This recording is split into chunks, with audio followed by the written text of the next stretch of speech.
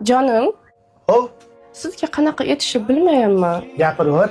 Mana shu yashab turgan uyimizni nomimga o'tkazib bersangiz, xotirjam bo'laman deb o'tdim. Cho'ti, o'zgarib qolsan, tushunmadim.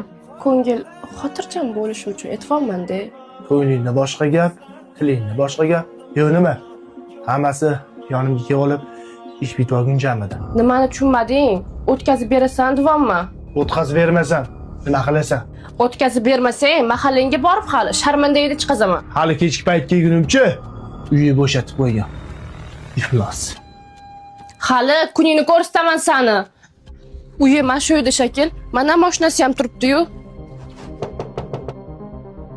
Siz Bahodir akamlarning xotinlari bo'lsangiz kerak.